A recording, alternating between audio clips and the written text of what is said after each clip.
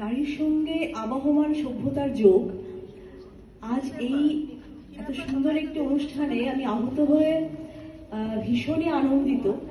আর যিনি আমাকে আহ্বান জানিয়েছেন আমার ভীষণ প্রিয় একজন মানুষ, খুব সুন্দর একজন মানুষ, একটি আলোকিত পরিবারের তিনি সর্বময় কর্ত্রী, এই বিষয়গুলো আমরা জানি। কিন্তু আমার কাছে তার চেয়েও বেশি যেটা আকর্ষণীয় সেটা হচ্ছে তার অন্তর লোকটা। তিনি এত ভালো মনের একজন মানুষ, তিনি সত্যিকারের একজন মা। আমার মনে হয় যে মা হওয়া মানে শুধু আমাদের জৈবিকভাবে মা হওয়া নয়, মননের দিক থেকে মা হওয়া। পিয়াদিকে আমার ঠিক সেই রকম একজন মানুষ বলে মনে হয়েছে। এই অনুষ্ঠানটির বা এই আনন্দধারার যিনি কর্ণধার পিয়া চৌধুরী আমার ভীষণ প্রাণের একজন মানুষ। তার কাছ থেকে মানে এইভাবে একটা আহ্বান, সেটা তো আসতেই হয় এই অনুষ্ঠানে। পিয়াদি আমাকে বলেছিলেন যে তুই একটা কিছু বিষয় নিয়ে বলিস। তো এখানে এত মানে আমার মনে হচ্ছে আসলে আমি দিদিকে যেটা বলেছিলাম যে কবি কৃষ্ণা বসুকে নিয়ে আমি কিছু তাহলে বলবো। কবি কৃষ্ণা বসু তিনি একজন নারীবাদী কবি বলে আমরা জানি। প্রথমে একটু বলে নিই যে নারীবাদ কখনোই পুরুষ বিদ্বেষ পোষণ করতে শেখায় না। যদি কেউ সে ধরনের নারীবাদে বিশ্বাসী হন তাহলে তার সঙ্গে অন্তত আমার মতবাদের কোনো মিল হবে না। সবসময়ের জন্য মনে করি যে পুরুষদের সঙ্গে নিয়েই আমাদের চলতে হয়, এবং এই সমাজ, যেটা নাকি স্বামীজি বলেছিলেন না যে এক পক্ষীর উড়াল সম্ভব নয়, তার মানে এই সমাজের নারী এবং পুরুষ একটি পাখির দুটি ডানা, তাদের একটিকে ছেড়ে দিয়ে কখনোই একটা পাখা নিয়ে একটা পাখি কখনো উড়াল দিতে পারে না। কাজেই নারী পুরুষের মধ্যে ভেদাভেদ তৈরি করা নারীবাদের মূল শর্ত কখনোই হতে পারে না। তুমি দেখো নারী পুরুষ, আমি দেখি শুধুই মানুষ। কাজেই সবার আগে মানুষ, নারীকেও এই মানুষ হিসেবে মেনে নেওয়াটাই সবার আগে বোধহয় আমাদের সভ্যতাকে শিখতে হবে। তিনি একটা কবিতায় বলেছেন, খল ও চতুর পিতারাই তো স্বপ্নপণে বলে, মুঠোর ভিতর পূর্ব তোদের ছল বল কৌশলে। না দেব না ধরা মোটে, স্বরূপ চিনেছি, ভান করেছ দেবী বলে বিনিমাইনের ঝি। আসলে আমরা অনেক সময় নিজেরা ইচ্ছে করেও বা অনেক সময় বাধ্য হয়ে বিনিমাইনের ঝি হয়ে যাই, এবং সেটা আমরা অনেক সময় বেশিরভাগ সময় ভালোবেসেই হয়ে থাকি। আমি একটা কলেজে একবার এই নারী দিবসের বক্তব্য রেখেছিলাম, তারপরে আমাকে একটি ছেলে প্রশ্ন করলো, তাহলে কি ম্যাডাম এই আমাদের বাড়িতে মা কি আর রান্নাবান্নাগুলো করবে না? আপনি কি সেটা বলতে চাইছেন? মানে এই মা যে কাজগুলো করেন সেগুলো কি মা করবে না? মা কি সেগুলো করা উচিত নয়? আমি তখন তাকে এই উত্তরটাই দিয়েছিলাম যে মা ওটা করতে বাধ্য নন, কিন্তু মা ওটা করেন বলেই তুমি আজকে খেয়ে দিয়ে বাড়ি থেকে বেরোতে পেরেছো, পরিষ্কার জামাটা পরে তুমি বেরোতে পেরেছো, তোমার সবকিছু তুমি হাতের সামনে গুছিয়ে পেয়েছো। সেটার প্রতি, মায়ের প্রতি তুমি কৃতজ্ঞ থাকবে, তাহলেই হয়ে যাবে। মায়ের জন্য যথেষ্ট সেটুকুই। কিন্তু মা কখনো তোমাদের বাড়ির সেবাদাসী নন, এটা মাথায় রাখবে। ঠিক এই বিষয়টাকেই বারে বারে কৃষ্ণা বসু তার কবিতার মধ্য দিয়ে তুলে ধরেছেন। তিনি এত সুন্দর করে বলছেন, জিওল মাছের মতো জিয়ে রেখেছো, একদিন খাবে বলে ঠিক।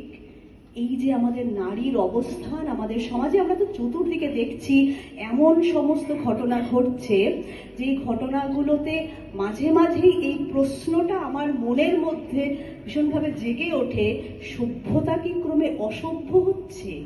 আমরা কি আবার সেই অসভ্য যুগে ফিরে যাচ্ছি? আমরা তো পাশবিক কথাটা বলে থাকি, কিন্তু পশুরাও একজন মানে তার সঙ্গিনীর অনুমতি ছাড়া তার সঙ্গে কখনো মিলিত হয় না। আমরা এটা জানি এই কাহিনীটা। সেখানে মানুষ এমন যে তারা আসলে ওই যারা দুর্বৃত্ত তারা কখনো মানুষ হতে পারে না, যেটা কৃষ্ণা বসু তার লেখার মধ্য দিয়ে কিন্তু বলছেন। এই জীবন কি চাইছি নাকি, এই জীবন কি চাই, পেছন থেকে টেনে ধরছে দ্রৌপদীয় রাই। পঞ্চস্বামী সুখী করেনি, প্রেমিক কৃষ্ণ কই, সারা জীবন অন্বেষণে বেভুল হয়ে রই। সারাটা জীবন আমাদের সমাজের মেয়েরা এইরকম একটা বেভুল অন্বেষণে রত থাকে। এই যে আদর কাঙালি মেয়েরা যাদের সম্পর্কে কবি কৃষ্ণ বসু আবারও বলছেন একটি কবিতায় যে এই যে বোকা অভিমানী আদর কাঙালি মুখ ফেরানো রয়েছে, তাকে এই প্রহারে প্রহারে পর্যুদস্ত করেছে যে পুরুষ, তার মুখ ফেরানো রয়েছে সেই পুরুষের দিকে, তার মুখ ফেরানো রয়েছে সংসারের দিকে, তার মুখ ফেরানো রয়েছে সন্তানের দিকে।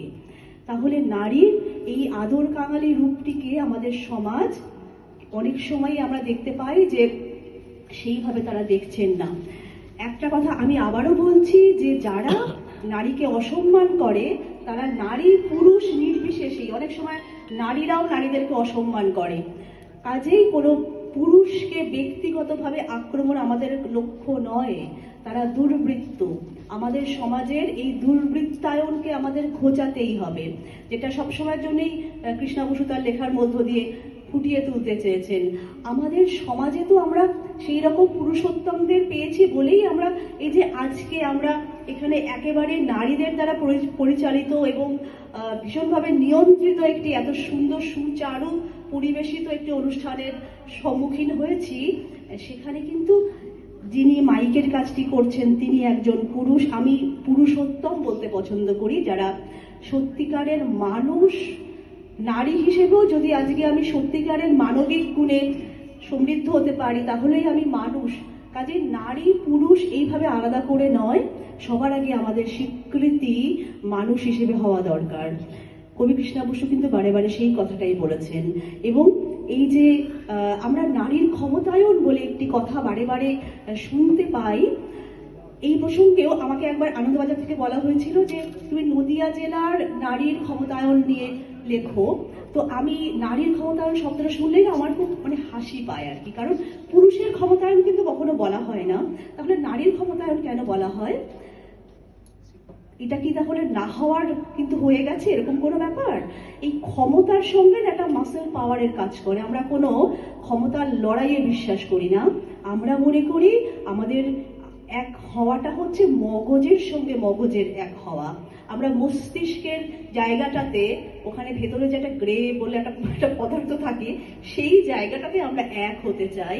আমরা কখনোই, যেহেতু অ্যানাটমিক্যাল এই অ্যানাটমির দিক থেকে একটি নারীর সঙ্গে একটি পুরুষের তফাৎ থাকে। আমি ইকো ফেমিনিজমের কথা অনেক সময়ই বলে থাকি।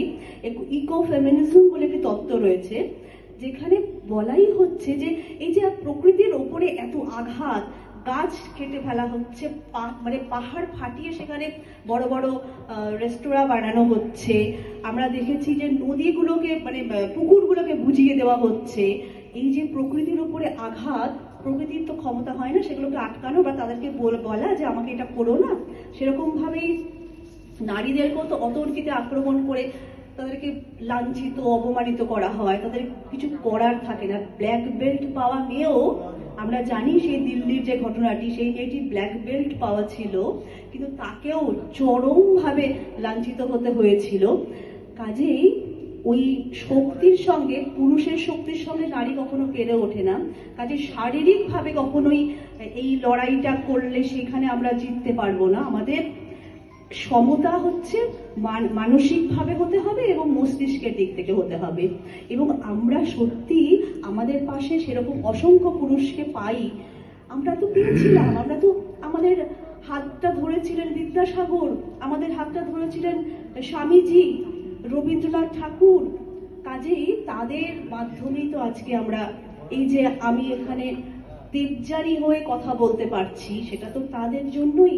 কারণ একটা সময় তো আমরা, আমাদের ভারতীয় সভ্যতা তো ভীষণভাবে মাতৃতান্ত্রিক সভ্যতা, কিন্তু এত স্ববিরোধিতা আমরা কিছুদিন পরেই একটা ভীষণভাবে আমরা জানি যে শারদীয় উৎসব, এবং সেখানে আমরা সকলেই নারী পুরুষ নির্বিশেষে মায়ের সে মৃন্ময়ী মূর্তির সামনে ইয়া দেবী সর্বভূতেষু শক্তি রূপেণ সংস্থিতা নমস্তস্যৈ নমস্তস্যৈ নমস্তস্যৈ নমো নমঃ বলে আমরা সেখানে অঞ্জলি দেব। কিন্তু ঘরের যারা চিন্ময়ী মা, তাদেরকে আমরা সেই অর্থে কি গুরুত্ব দিই, সেটা আমরা একটু ভাববো।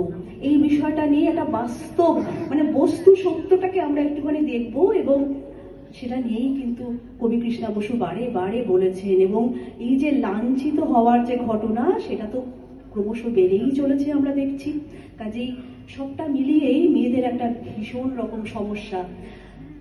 আর আমি বলবো যে আজকের এই অনুষ্ঠানটি যে উদ্যোগ এবং এখানে যেটা লেখা আছে নারী জাগরণের মঞ্চ, এটা আমার খুব ভালো লেগেছে। যিনি আমার মনে হয় আনন্দ ঝর্ণার নামকরণটাও বোধহয় দিদিরই না, মানে ওনার পুরো ব্যক্তিত্বটাই এত আনন্দময়, এত আনন্দময়ী তিনি। সত্যি নারী জাগরণ আমাদের সমাজে বলতে হচ্ছে আজ 2026-এও, যেখানে আমরা একটা মাতৃতান্ত্রিক সভ্যতার উত্তরাধিকারী। আমরা আমাদের যে বেদ পুরাণ, সেখানে আমরা আচার যা শব্দটির সাথে পরিচিত হয়েছিলাম, আচার জানি শব্দটির সঙ্গে পরিচিত হয়েছিলাম। মানে আচার্য মানে যিনি বেদ শিক্ষা দেন, পুরাণ শিক্ষা দেন, তার স্ত্রী তিনি আচার জানি। আর যে নারী নিজেই বেদ পড়ান তিনি আচার যা। এই শব্দগুলো আমাদের প্রাচীন ঐতিহ্যের মধ্যে রয়েছে, তারপরেও কিন্তু এখনো আমাদের নারী জাগরণের কথা আলাদা করে বলতে হচ্ছে। এটা কিন্তু ভাবার মতন একটা বিষয়, এবং আমরা ভাববো, আমরা চুপ করে ভাববো, আমরা লড়াইয়ে যাব না।